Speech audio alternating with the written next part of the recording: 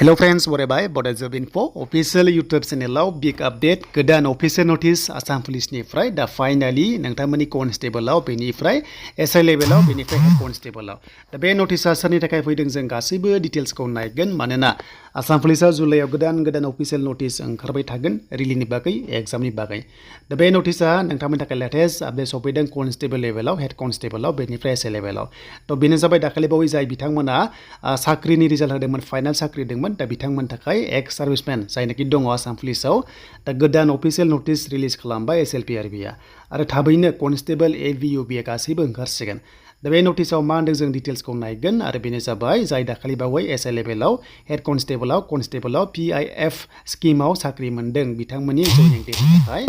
नटिसआ फैबाय दा बिदिनो SI लेभेलनिया 3 जुलाइआव जयनिंआ जागोन बेखायनो थांनांगोन बेनो जाबाय हेडक्वार्टार DGP नियाव थांनानै बिथांमोना अफिसियेलि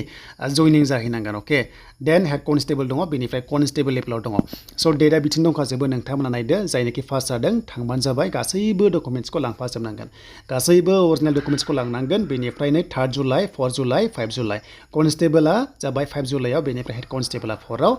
बेखौ नोंथांमोना जाहाथे नायनानै लायो देन बेखौ नोजोर होयोब्ला आसाम पुलिसनिफ्राय जोङो रिलिखौ गोबां जुलाइआव आसा खालामबाय थादोंमोन नाथाय बोथोरखौ नायोब्ला गोबां दैबानाबो जाबाय फिल्डआ गोबां अखा हादों स बेखायनो AVUB कन्स्टेबलआ बियो जुलाइआव जाखाला बेखौ नोंथांमोना मिथिखाबाय देन सेप्तेम्बराव जानायनि चान्सआ दङ अक्ट'बरावबो AMCC नांगोन बेनिफ्राय नभेम्बराव इलेक्सन जागोन पन्चायतनि बेखायनो अक्ट'बरनि सिगां रिलिज जानायनि चान्सआ दङ दा अफिसियेलि नटिसआ थाबैनो फैगोन बेनि बागैबो नैबे जुलाइ दानावनो अफिसियेल नटिस ओंखारनाय चान्सआ दङ माबा मोनसे नटिसआ फैगोन जाहाथे नोंथांमोना गासैबो